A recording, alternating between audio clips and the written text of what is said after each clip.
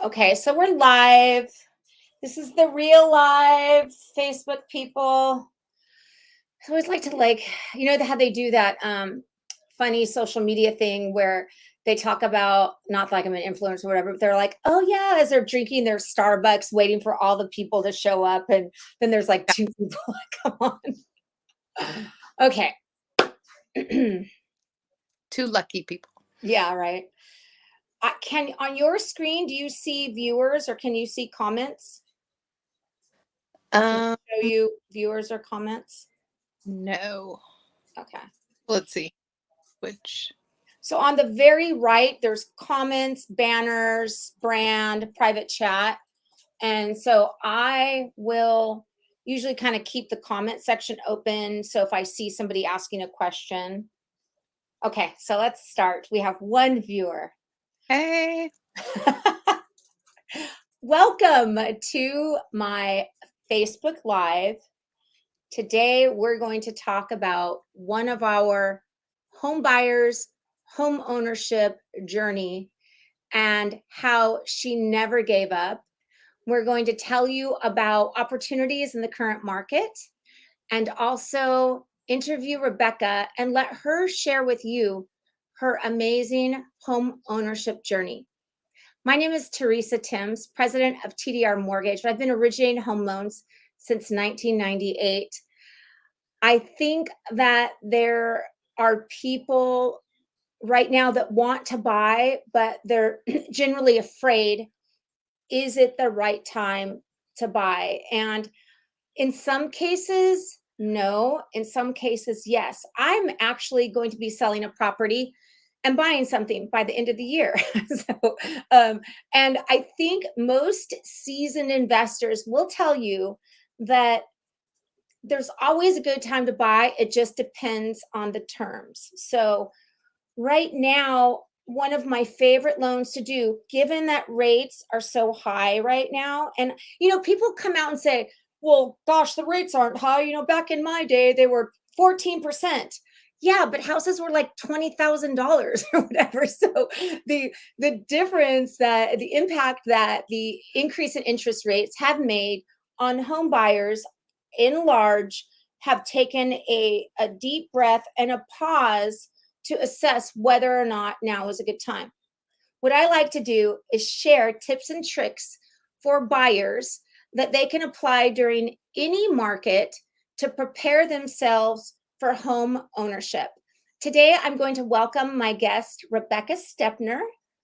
If I Hello. can I'm going to add you in right now and make you full screen. Oh no, that's little screen. Okay. Rebekah, introduce yourself. Well, I'm Rebekah. I recently closed on a home in the middle of August, and I live in Pasadena, California. Now, Rebekah, one of the things I thought was funny is I was talking to Jocelyn, and I'm like, yeah, Rebekah came to me during like COVID. I was working like 16-hour days. Things are crazy. Nobody could work from home. And at the time, Jocelyn had taken a little hiatus from TDR Mortgage. And she said, no, T, she came to you in 2019. And I'm like, really? 2019? That is some perseverance. And then, so we did the intake in 2020. You were still thinking in 21. And when did you come back around? Exactly when was it? And why did you say, okay, now I'm ready to pull the trigger? Well, I had a unique circumstance. So I came to you in 2019. I just wanted to see what I could qualify for. I was really attracted to like the, no down payment or, Mm-hmm. payment assistant programs. And so within that time between 2019 and when I came back in the spring, I was looking into some programs to buy like a moderate income condo. Um, Yeah. but those are really competitive, and I was put on the waiting list, and I just realized like I don't need these programs. I just need to come back to you. I need to see, I'd been doing the work, fixing my credit, paying down, student loans and car payments. And so I just wanted to see, without, buying a property with so many restrictions, like what do I actually qualify for in a conventional way. That's So, a good point because a lot of times people like you had the perception that you need a certain program to buy a house. When it gets all broken out, you find that these programs, while they might give you money like right now, you're paying for it in the long run, right? So it doesn't. And then when you were buying, I mean, you came at the tail end of a market where people were just starting to get their offers accepted. I think that if you would have bought last year, it would have been hard to get your offer accepted with a smaller down payment loan, right? mhm. Now, how did you know what to do? I'm going to play kind of dumb here because, like, I know, but can you tell the viewers what what recipe were you given? Like, how did you know what you needed to do, what you needed to pay down, what you needed to save?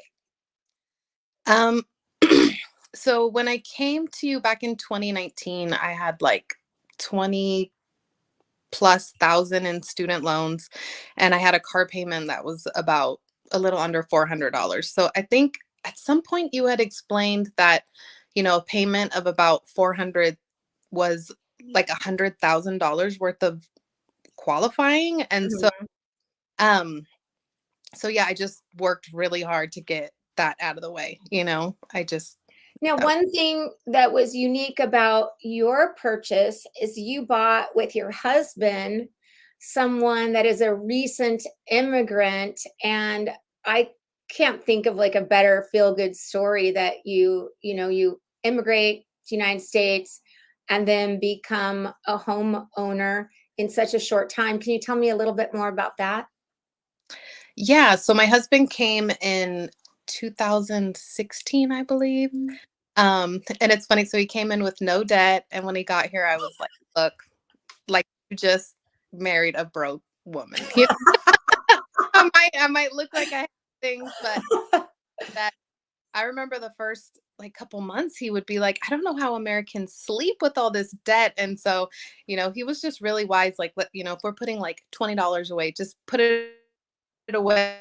Don't think that you have to wait till you have $1,000 to put in your savings, just like, 10 here, 20 here. And he just got my mind state turned around. And, we had the dream to become homeowners because we had a child in 2017 and, we wanted her to have a yard and all those good things. So yeah, I didn't know how we were going to do it, but we were just determined to do it. Now, when did you start looking with Alex Amatuzio? Did you start in like kind of like June and started looking at kind of like condos and outside of the area that you wanted, the Pasadena area? Yeah, I believe it was either the end of May, beginning of June. And But then the rates started to rise, and a lot of uh, things didn't come to a screeching halt. It still wasn't, oh, you go out there and get your offer accepted, but it wasn't that people were bidding 100,000 over or 50,000 over. Mhm, And one of the things that we discussed is you wanted a certain area, you mhm, wanted Pasadena, but you were willing to sacrifice that if it could be, somewhere close or if you could become a homeowner. But at the end of the mhm. day, you got to be in Pasadena. Can you tell the viewers what the what is it like when you go out and look at properties, then write offers? Like what kind of tips or advice can you give people that are in that situation? So I think we just had to get And really be clear each. brutally honest. Like be brutally honest. Yeah, I mean, it was scary. It was intimidating, and a part of me did feel like it was just a pipe dream. But again, it was a dream. I think dreams are worth chasing when they're, something that's going to benefit your family so much. So, we did look at some condos around here, just kind of in that mind state from that moderate income program. Like, that's all we're going to be able to afford. And for those of you And then listening I, that, oops, I just wanted, I think are no, you go ahead. there? So Yeah. when the viewers, so Pasadena, California is outside of Los Angeles, about 20, 25 minutes, no traffic, or 45 minutes outside of downtown with traffic. And it's very expensive. Pasadena appreciation is on par. I would say it's kind of like in between beach cities and Los Angeles, like Santa Monica, Beverly Hills area. It's an affluent area, and the median home price right now is probably $800,000 or $900,000. Mhm. So you finding a little diamond in the rough, that was a big deal. I'm sorry to interrupt. I just wanted to let No, at all. people know Yeah. what It, Pasadena is like. yeah. And so, yeah, that's why it felt like a pipe dream. But there was a school we really wanted our daughter to be in. So it was just worth chasing. I was like, I'll be patient if it takes a year. Like, I just don't want to compromise over certain things. And so when we started looking around, we got really clear, like, I, we don't want to live in an apartment without a patio. And so we just kind of made our wish list. And then I went to realtor.com. I set it to exactly what I wanted. And I knew, most days it was blank. There's nothing out there. But Yeah. but again, I was just like, well, I'm not in a rush. I have a roof over my head. We're just gonna be patient. And yeah, But we what just you did that was really smart is you got everything in order, yeah, and you knew you needed a little bit of work. And yeah, then when you're like, okay, I'm ready, you gave us everything and you were pre-approved so yeah, that if an opportunity came, you can pull the trigger. And yeah, that's one of the things that a lot of home buyers, they're like, oh, I don't know if I could buy a house. And oh, I don't have things together. But if you don't go through the process, you don't know where you fall. What could you say about that advice to give to people? yeah. That's a really good point because I think when you picture buying a home, you think you need the realtor first. And I had learned from you how important it is to get pre-approved, and to constantly turn in those paycheck stubs, keep it up to Yeah. date, pay attention to interest rates and what you actually qualify for as they adjust. Mhm. So yeah, I you just guided me to really be ready to pull the trigger because it was a diamond in the rough. But if I hadn't been 100% ready, I couldn't have jumped on the opportunity. And there are opportunities out there, but you got to be ready. Now, what so I remember back when you wrote the offer, you went back and forth with your realtor because I think it was listed at 590. Hmm. You wanted to offer 600 or 610, but your realtor thought 615 or 620. And I'm just over here, I'm the lender, and I'm like, I try not to get in the mix on the real estate side, even though I'm a real estate broker, but Hmm. I do give tips to the borrower, things that the borrower can ask the realtor, for the realtor to ask the listing agent. So I'm not in that, I'm not I'm not the realtor and I'm not the buyer, but I am kind of facilitating the flow of everything and giving advice on things. And what do you remember what I told you about what to write it at? So we wrote it about 11,000 above asking. So like Um, 601, I can't remember, somewhere yeah, around there. Okay. offered 601.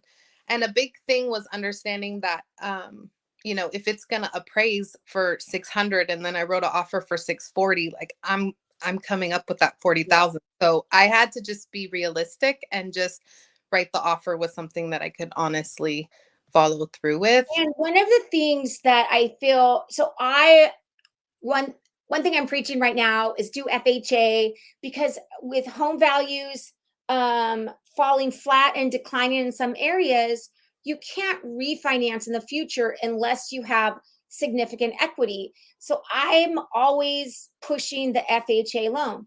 But in your case, we had this little window. We're right around the time you got your offer accepted. Like rates had gone up to like 5.5 or 5.75. Then they came back down. On a conventional, they were 4.99, and I think FHA 4.3. But to get your offer accepted to look attractive to the listing agent and seller, we had to do conventional. Do you remember why we had to do that?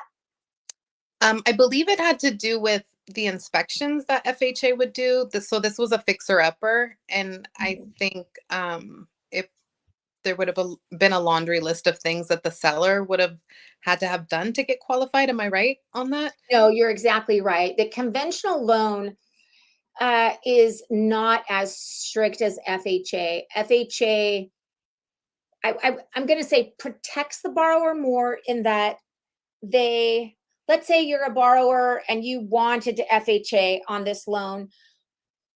The sellers know that FHA is going to be super anal on chip peeling paint, condition of the property, just overall aesthetic. If there's anytime there's any obvious termite infestation, even on conventional or FHA, they call it out. But FHA is extra. And a conventional loan, oftentimes the borrower is a little bit more qualified and they don't go as hard on the property. And because they took your offer, I think it was because you came in strong with a conventional loan and you said you can close in 20, 21 days. So that gave the seller and the listing agent confidence that you're 100% prepared and good to go. Yeah. Okay. Let me see. I have a couple more questions. So tell me, how's everything going at the house now? How are you guys settled in? Are you loving your neighborhood? Did you make any new neighbor friends? We've made one neighbor friend. Everything's going pretty well. We just moved in 11 days ago. So I'm still Oh, getting you still have stuff in boxes right now. still stuff in boxes in the shed so we can act like they're not real. Yeah, But yeah, right. about 50% settled in. Yeah, it feels really good. So I really appreciate you supporting me. I do a lot of social media stuff, and I just think it is so kind of you to always leave a comment and give support. I wanted to personally thank you. And is there anything that I could do to support you and your husband? I know you guys have a business. I can share it on screen. I can put it in the description. Is there anything that I can do to support you at this time? God, I mean, honestly, I feel like you supported me so well throughout the whole process. And I think it really started with the video. So when I first even stumbled upon you, it was through YouTube and me trying to look at, because I work in special education. So I was trying to look at programs for teachers. Um, Mhm. but yeah, I just think this whole time you've been so patient and explaining everything. And I just think making people feel respected for where they are and, not like, oh, it's a waste of my time to, you know, teach you the next few steps. So I just want to say thank you back to you because from the beginning, I mean, I came in, I think in the beginning I qualified for about like 350,000 and I'm like, I want to live in LA. Yeah, I feel like at the time you couldn't even have bought in like Fontana or San Bernardino if you wanted to, right? It was Yeah. But like I said, I mean, you always answered my questions and you just, I don't know. So I just think whatever you're doing, just keep doing it. Um, and even now, I mean, a couple weeks ago, I couldn't find the paperwork for my first mortgage payment, and I'm like, eek, can you guys help me? So, yeah, anytime I have a question, you guys are always really quick to respond, and I Well, really I appreciate you taking the time today and share with my viewers about the process. And again, I want to impart upon those of you that are thinking of, buying a home and thinking you don't qualify. If you don't start the process, get your credit run, let us review all of your documents. You don't know exactly where you stand. And more importantly, if you can't buy or are not planning to buy, this year, what do you have to do to make that goal or that dream a reality? What does owning a home mean to you and your family, Rebekah? um I mean, honestly, it's a level of security that I didn't even realize I would feel, just driving around here and looking at past apartments I lived in. It's like, wow, like I have No, a I did that. yeah, yeah, I feel like I have Yeah. roots.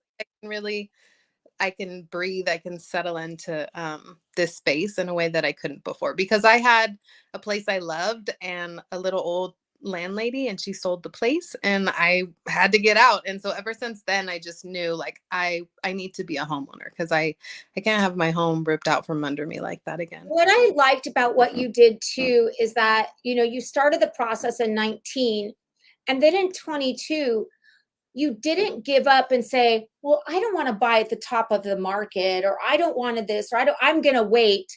You saw the value, you saw the opportunity, and nothing like that feeling that you said that you have.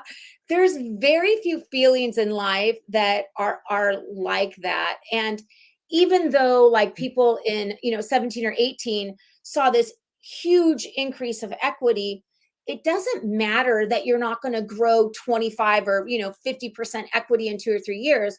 What matters is you have security, you can Mhm. paint the walls whatever color you want, you can do improvements for the benefit of you and your family. And then you guys have that tax write-off too, because of your income bracket. You're not going to see too much of it this year, but next year you're really going to see a big impact on your taxes and all that good stuff. Nice. Yeah, thank you All so right. much. Well, thank you, Rebekah. Have a beautiful rest of the day. You too.